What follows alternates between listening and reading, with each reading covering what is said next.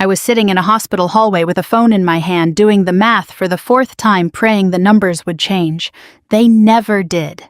My daughter needed a surgery that couldn't wait another day, and I was $3,600 short. So I called the one man in the world who could write that check without blinking, my own father. He picked up laughing about a deal he'd just closed. $11 million, he said, like he was daring me to be impressed. And when I finally asked for help, he told me I wasn't worth a single dollar of it. My name is Isabella Jenkins. I'm 38 years old, a captain in the United States Army, closing in on 17 years of service. I've jumped out of airplanes. I've stood in rooms where the wrong decision costs lives. I thought I knew what fear felt like until I sat in that plastic chair outside the cardiac unit at Walter Reed, listening to my 8-year-old daughter's heart monitor beep through the wall, and realized that all my training meant nothing when the enemy was a number on a hospital invoice. Emma was born with a heart that never quite finished forming right.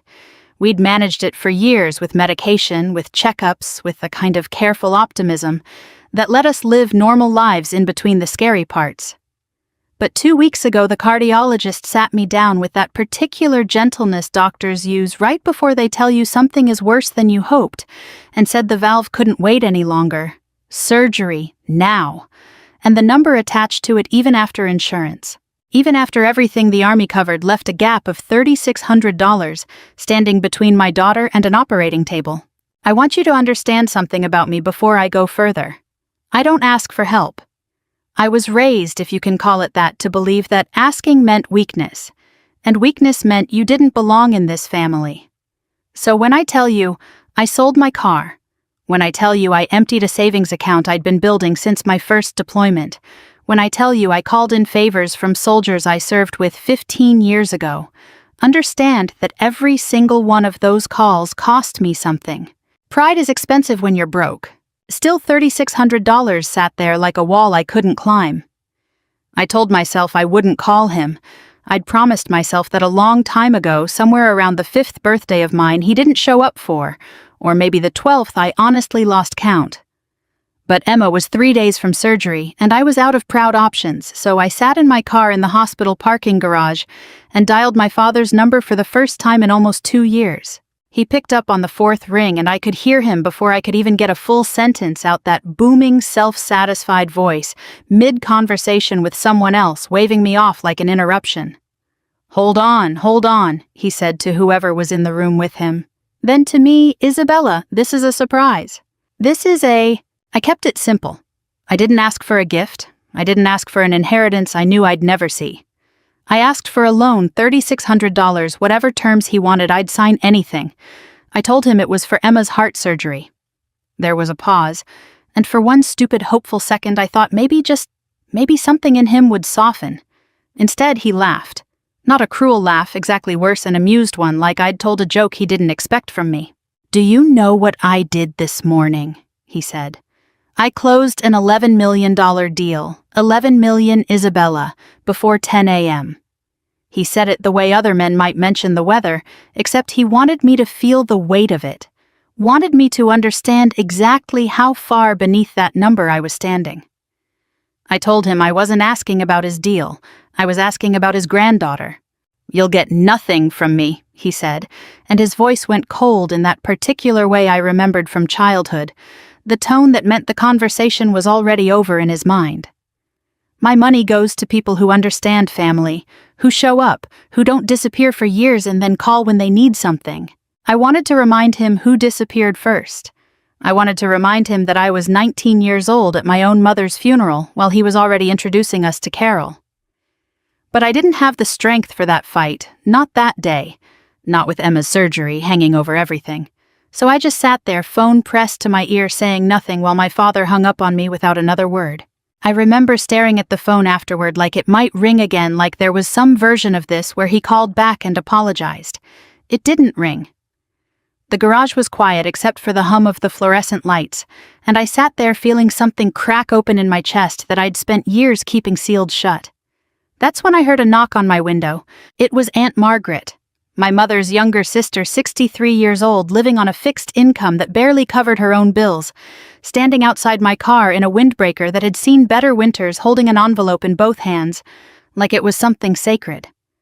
I rolled the window down, and before I could say anything, she pushed it into my lap. "It's not much," she said, "but it's what I have." Inside were $3,000 in cash and a worn cashier's check money. I later learned she'd been saving for a new roof money she'd pulled from an account she'd built one careful deposit at a time for years. I looked up at her, and I couldn't speak. I just cried right there in the parking garage in a way I hadn't let myself cry in front of anyone since I was a little girl. That was the day I understood something that would change how I saw my entire family. The richest man I knew had just told me I wasn't worth a dime, and the poorest woman I knew had just handed me almost everything she had without me even asking. I didn't sleep that night. I sat at Margaret's kitchen table with the envelope of cash in front of me, and I asked her the question I'd never had the courage to ask growing up: why did she stay when nobody else did? She poured herself tea she didn't drink, and told me the story from the beginning, the way you'd finally open a door you'd kept locked out of kindness for someone else. My mother, her older sister, died of ovarian cancer when I was 19. I remember the funeral in pieces, the smell of lilies, the sound of my own shoes on the church floor, my father standing at the podium giving a eulogy that sounded like it belonged to a stranger. What I didn't fully register at the time, because grief has a way of blurring the edges of everything, was how fast life moved on for him afterward. Margaret told me Robert was engaged to Carol within 8 months, married within 14. She said it like she was reporting a fact she'd made peace with a long time ago, but I could hear something underneath it, something that had never quite healed. "Your mother wasn't even cold in the ground," she said, "and he was already picking out furniture for a new house." Nathan was born less than 2 years after that, and from what Margaret described, my father found in that new family something he decided he preferred: a wife who managed him rather than challenged him. A son he could mold from scratch without the complication of grief attached to him. I was the leftover piece from a life he seemed to want to file away. Margaret was the one who showed up instead. She drove me to school when Carol claimed she had appointments. She sat in the bleachers at my track meets when my father was closing deals. She was the one who stood in the crowd at my commissioning ceremony the day I became an officer, crying harder than I did while my father sent a card 2 weeks late with a check inside instead of himself. "I asked him, you know," Margaret said, and her voice thinned out in a way I'd never heard before. "More than once. I told him, Robert, that girl needs her father, not his money." He'd get quiet for a second like it landed somewhere, and then he'd change the subject, every single time. I asked her why she never told me this before, why she let me spend 2 decades hoping he'd change, hoping the next holiday or the next phone call would be different.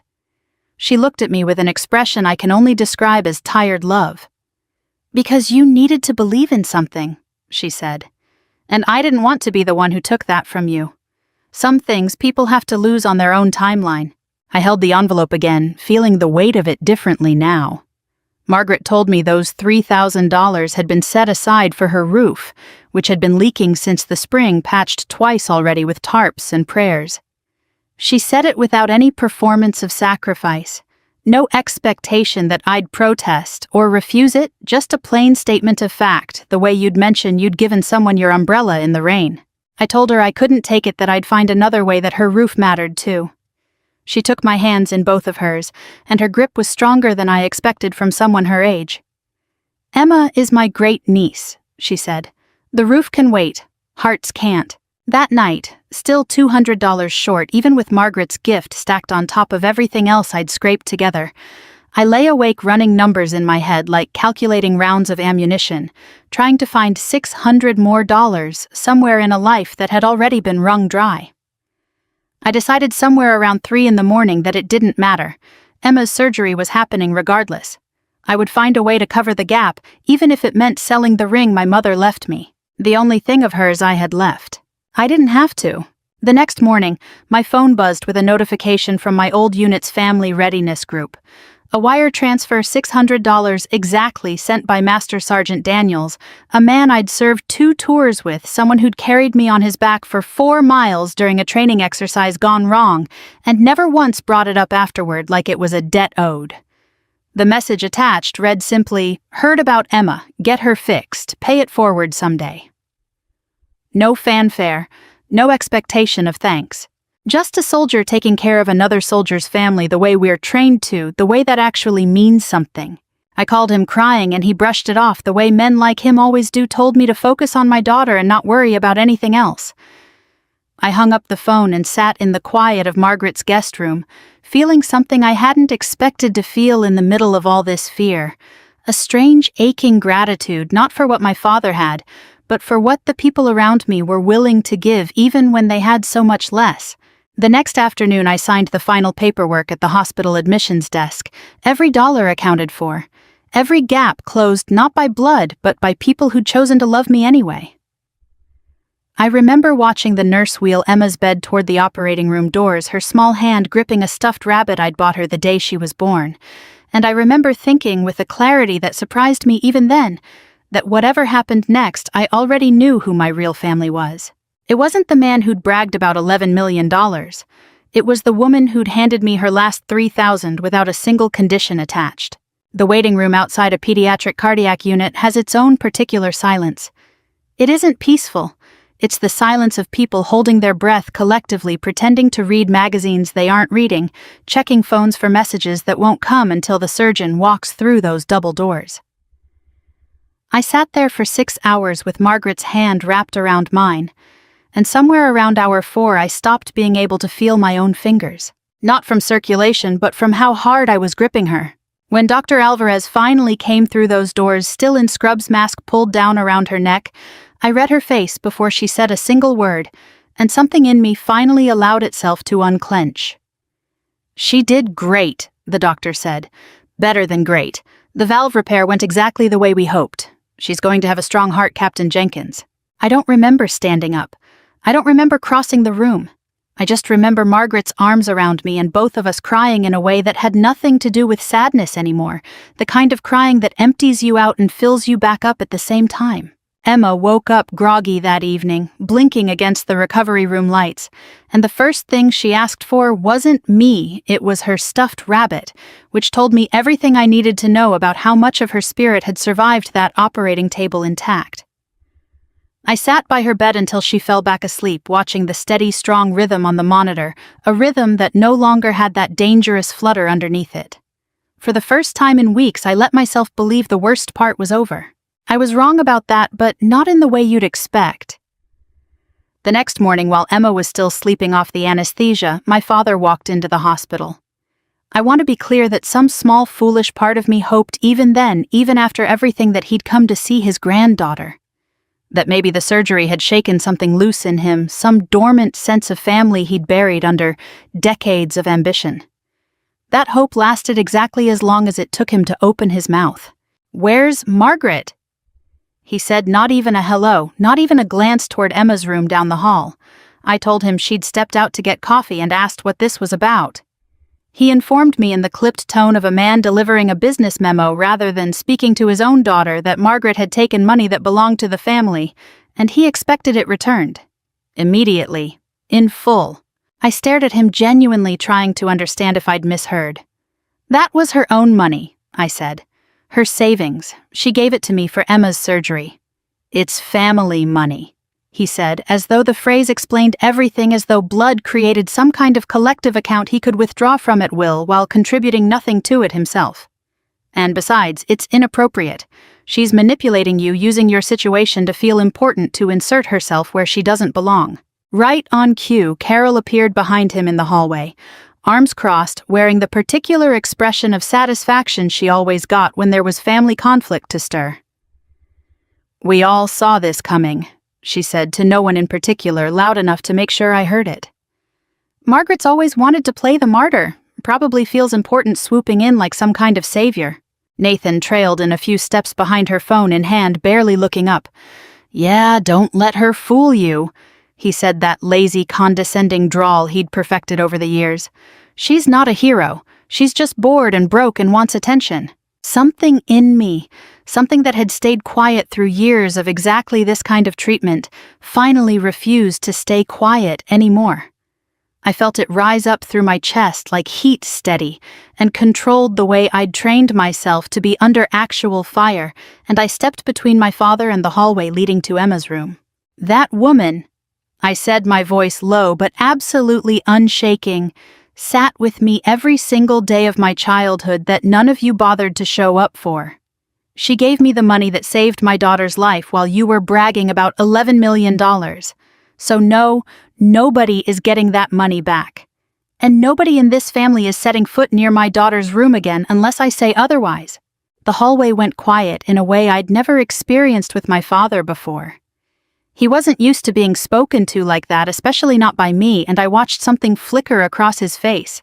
Not shame exactly, but a kind of startled recalculation, like he was seeing a version of me he hadn't accounted for. He recovered quickly, falling back on anger the way he always did when he lost control of a room. "You'll regret this," he said, jabbing a finger toward me. "All of you will regret this." Carol tugged at his sleeve, already turning to leave, muttering something about how ungrateful I'd always been. Nathan just shook his head and followed without another word, already back to scrolling his phone before he'd even reached the elevator. I stood in that hallway long after they'd gone, my heart pounding, my hands trembling slightly with the adrenaline of having finally said out loud what I'd swallowed for 20 years.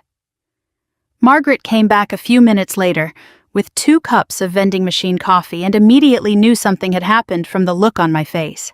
I told her everything. She didn't get angry. She didn't even look particularly surprised. She just handed me one of the coffees and said quietly, "He's been threatening people his whole life, Isabella. It's the only tool he's ever really had." Then she looked toward Emma's door, and something steadier settled into her expression.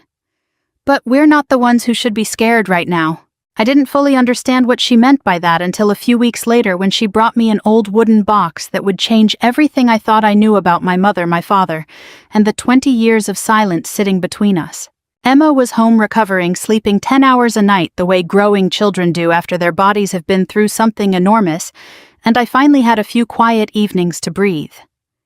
That's when Margaret showed up at my door carrying a wooden box. I didn't recognize its corners, worn soft with age, a small brass latch tarnished green at the edges.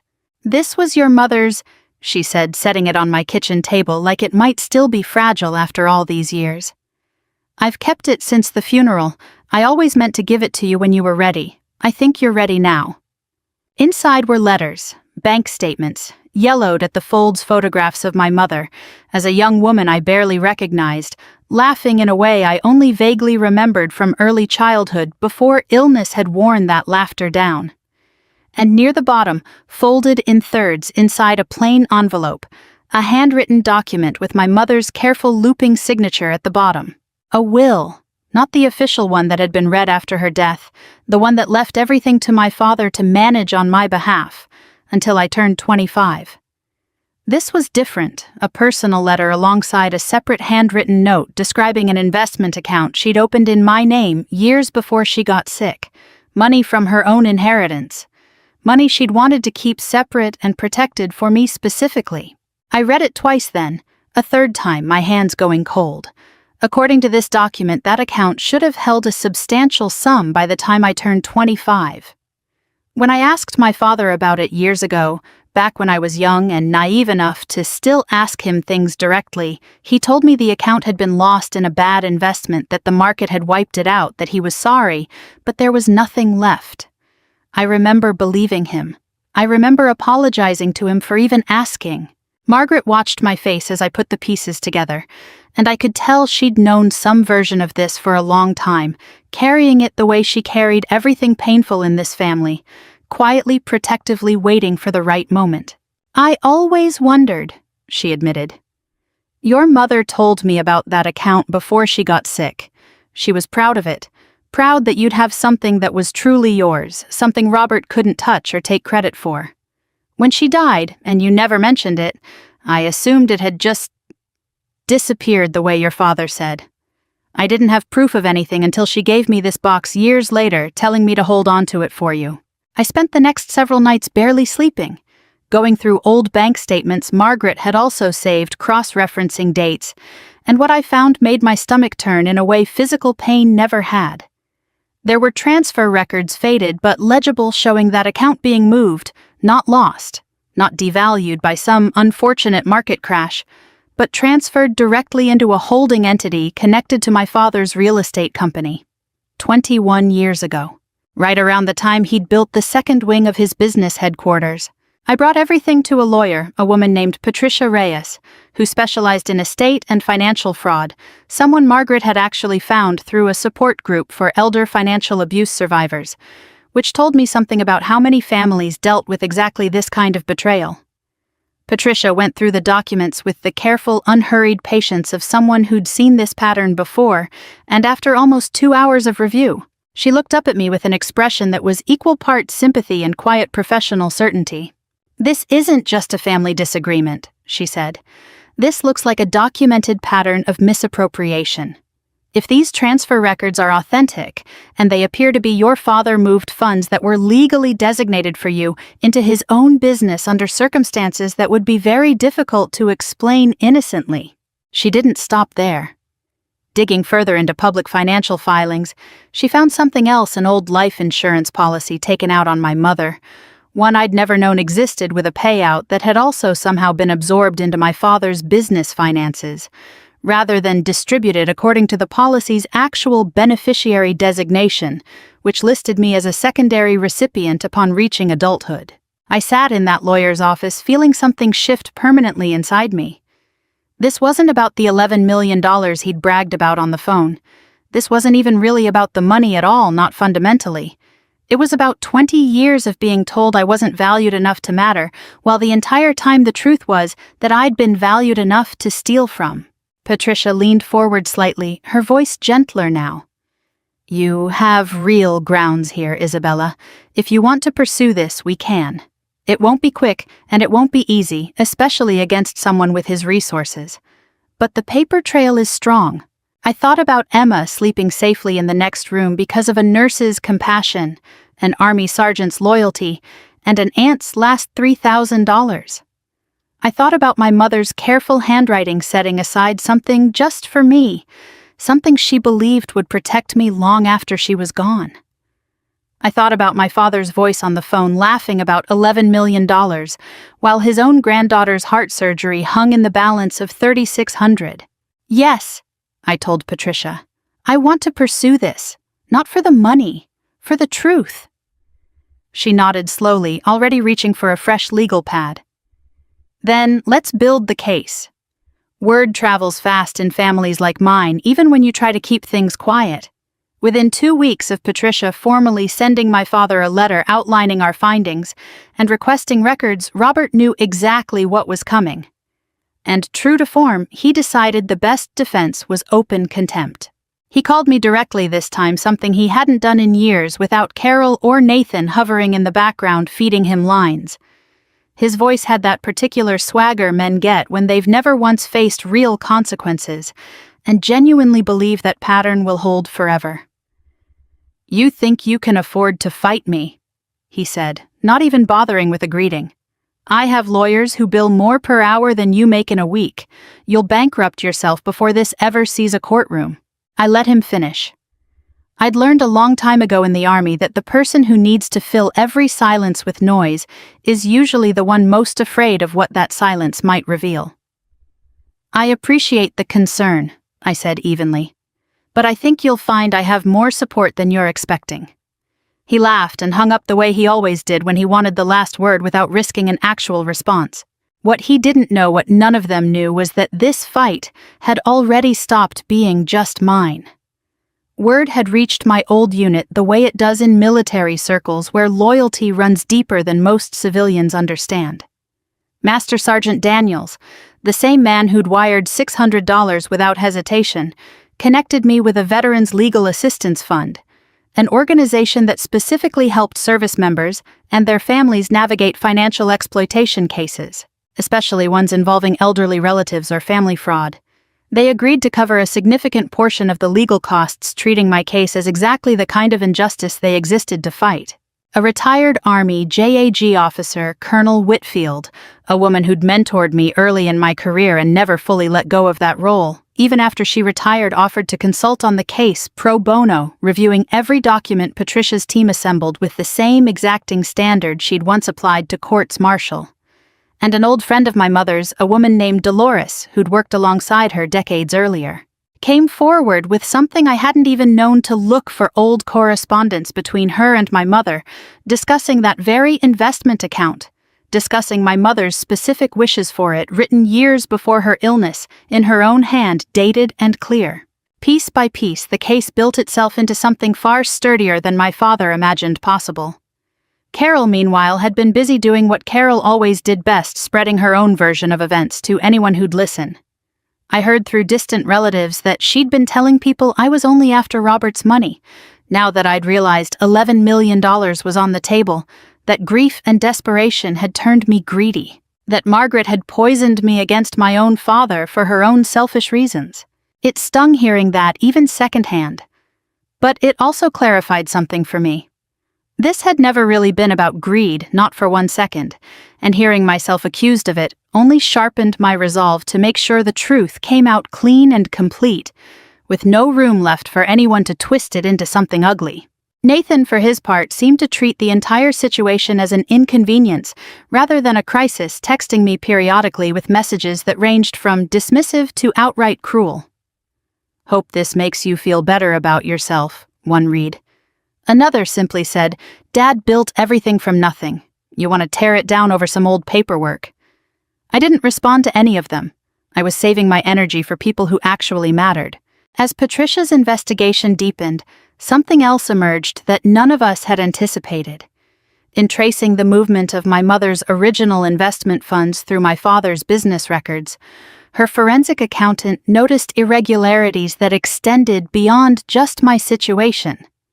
Transactions involving trust accounts set up for Nathan as well, money that should have been growing steadily over the years, but showed strange gaps, withdrawals that didn't match any documented business expense, patterns that suggested my father had been treating every family trust as a personal slush fund whenever his real estate ventures needed quick liquidity.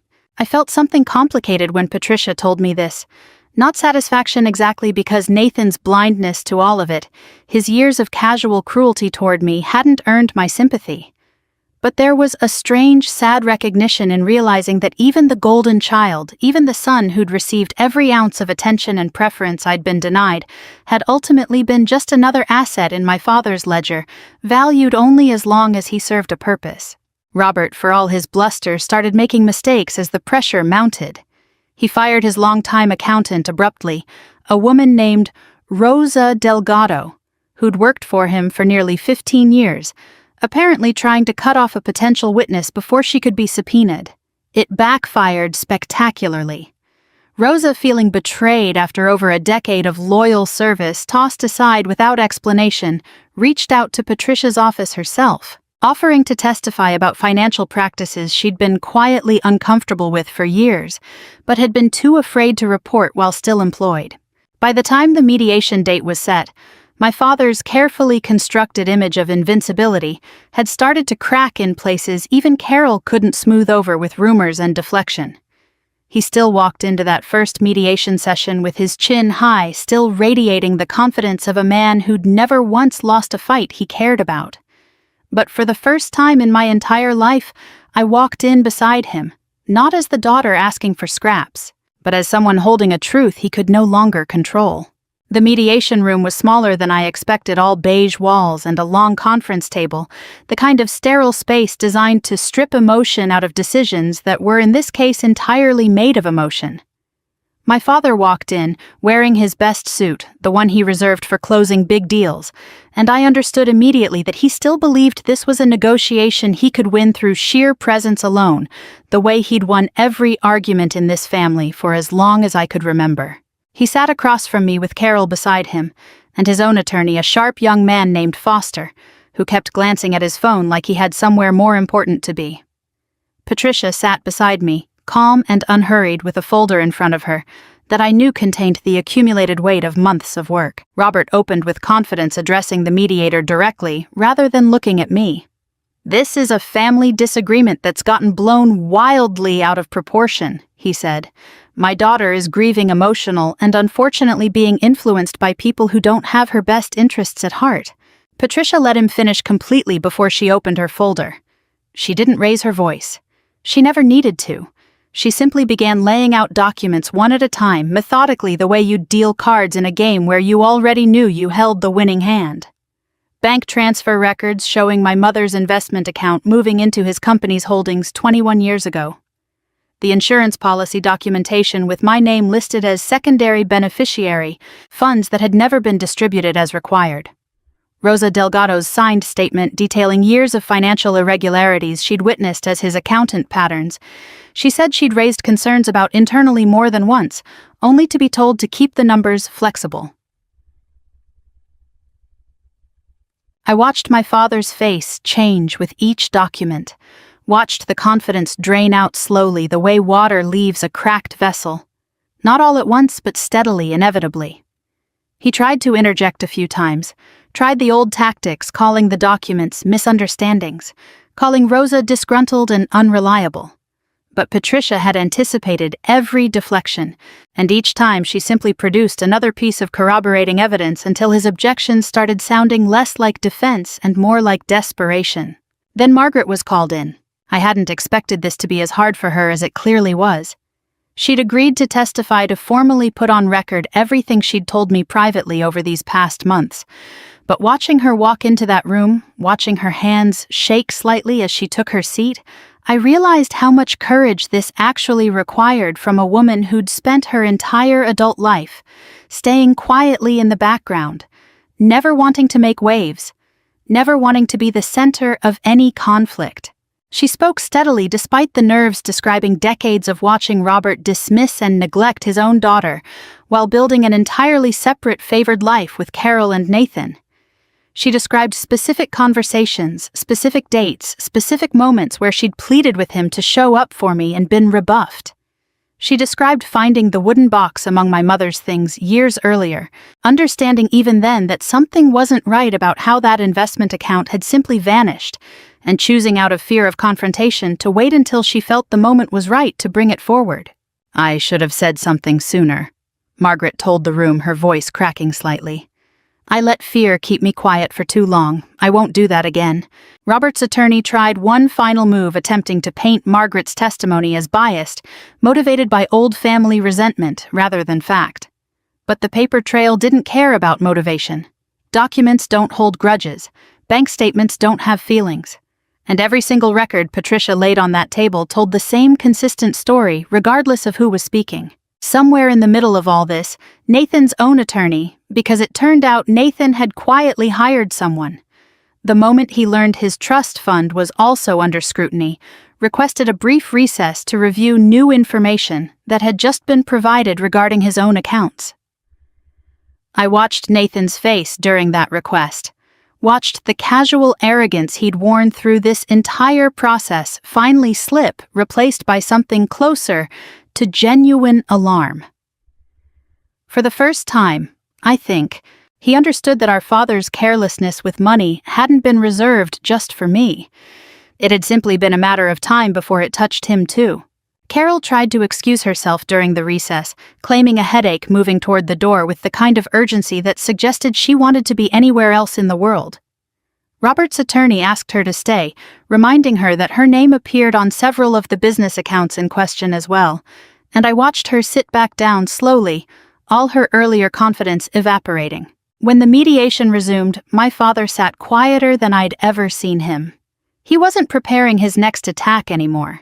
He was simply absorbing the reality that had finally caught up to him, the reality that no amount of charm money or intimidation could argue away 20 years of paper trails. I watched him glance toward me at one point, something unreadable passing across his face. And for just a moment I thought I saw something that might have been closer to recognition than anger.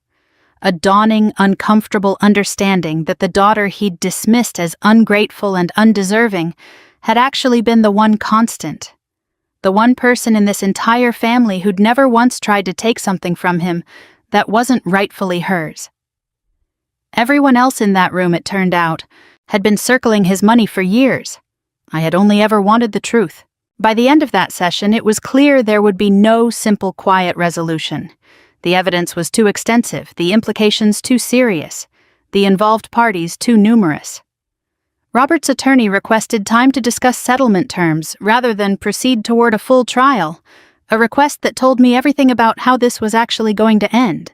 Margaret rode home with me that evening in near silence, both of us emotionally wrung out in a way neither of us fully had words for yet. Somewhere near my apartment, she finally spoke. "I think," she said quietly, watching the streetlights pass outside the window, "that today was the first day your father ever really saw you." I didn't answer right away. I was thinking about Emma asleep at home with a babysitter, her heart beating strong and steady in her chest because of people who'd shown up for her without hesitation. I was thinking about how strange it was that it had taken losing almost everything to finally understand who actually mattered. 3 days after that mediation session, my father showed up at my apartment unannounced. I remember opening the door and seeing him standing there in the evening light, and for one strange second I almost didn't recognize him.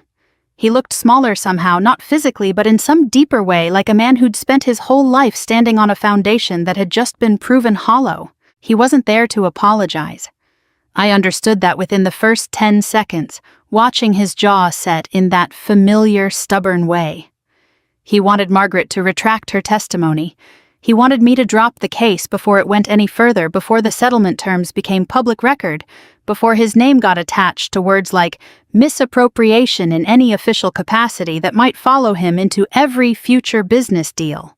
"You're destroying everything I built," he said, standing in my doorway, his voice raised just enough to carry down the hallway. "For what, some old paperwork money that's already spent?" I could have raised my voice back. There was a time, not so long ago, when I would have. But I'd spent the last several months learning something important about the difference between reacting and responding, and I chose the second one now. "You're not here because you're worried about paperwork," I told him, standing steady in my own doorway. "You're here because for the first time in your life, someone finally has proof of what you've always known was true." He started to argue, started to reach for the old script he'd relied on for decades, but I held up a hand, and something in that gesture, or maybe in my face, actually stopped him. "I'm not here to fight with you anymore," I said. "I'm done fighting for your approval. I just want to give you something." I handed him an envelope I'd prepared the night before, half expecting this visit or one like it. Inside was a cashier's check for $3,000 made out in Margaret's name money I'd repaid to her myself from my own savings the moment the first pieces of the settlement had come through. Alongside the check was a short letter I'd written only a few lines, but every word of it had cost me something to put down on paper. The letter told him that, as of that day, I no longer owed him anything. Not gratitude, not loyalty, not the decades of hoping he'd finally choose to be a father instead of a landlord managing an inconvenient tenant. I told him the debt, whatever version of it he believed existed between us, was closed. I also handed him a photograph. It was Emma, taken the day after her surgery, small and pale against the hospital pillows, but smiling anyway, that stubborn, resilient smile she'd apparently inherited from someone in this family after all, even if it wasn't from him. On the back I'd written a single line, "She's alive, not because of you." I watched my father's hands shake slightly as he read the letter, as he looked at that photograph. And then, for the first time in my entire life, I watched him cry. Not the performative frustration I'd seen so many times growing up, the anger dressed up as disappointment. This was something quieter and more real, a grief I think had been buried under decades of ambition finally surfacing, now that there was nothing left to distract him from it. "I didn't know how to do this," he said finally, his voice barely above a whisper. "Any of it. Being a father. I told myself money would be enough. Maybe, once years ago, some version of me would have stepped forward at those words, would have reached for reconciliation the way I'd reached for it so many times before, only to have it slip away again. But I'd learned painfully and slowly that some apologies arrive too late to undo what they're apologizing for. I told him gently but without hesitation that I hoped he found peace with all of it eventually. Then I closed the door. The months that followed brought a kind of resolution none of us could have predicted at the start of all this.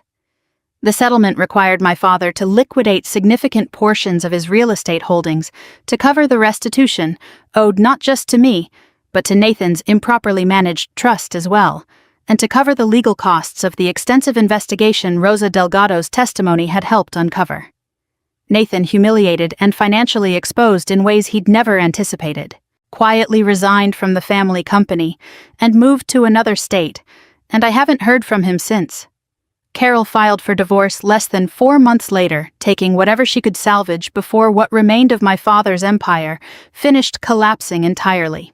Margaret moved in with Emma and me that fall. She sold her old house, the one with the roof she'd never gotten around to fixing, because she'd given that money to save my daughter instead, and used the proceeds to help us find a bigger place together, one with a guest room that quickly became hers, filled with her books and her tea collection, and photographs of my mother she'd kept safe for over 20 years, finally displayed openly instead of hidden away in a wooden box. Emma recovered fully. Her cardiologist cleared her for regular activity within 6 months, and now she runs around our backyard with an energy that still sometimes takes my breath away, considering how fragile her heart once seemed. She calls Margaret Grandma Maggie, and I've never once corrected her because as far as I'm concerned, that title was earned many times over in ways that had nothing to do with blood. Looking back now, I think about that day in the parking garage, phone in my hand, $3,600, standing between my daughter and the surgery that would save her life. I remember believing in that moment that I'd just lost my father completely, that whatever thin thread had still connected us had finally snapped for good. What I didn't understand yet was that I hadn't lost a family that day. I'd found one. It just wasn't the one I'd spent my whole life trying to earn a place in. It was the one that had been quietly standing beside me the entire time, waiting for me to finally stop looking in the wrong direction. Sometimes the person who gives you the most in this life is the one who has the least to give. And sometimes the family you're born into isn't the family that actually saves you.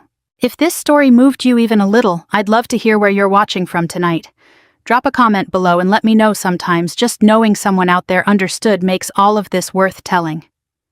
We share stories like this one every single day, real moments about family forgiveness and the people who show up when it matters most. So if you don't want to miss the next one, go ahead and subscribe. Thank you for sitting with me through this one. Let's keep going on this journey together.